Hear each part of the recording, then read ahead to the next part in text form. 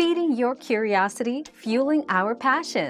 Let's satisfy our quest for knowledge with today's question.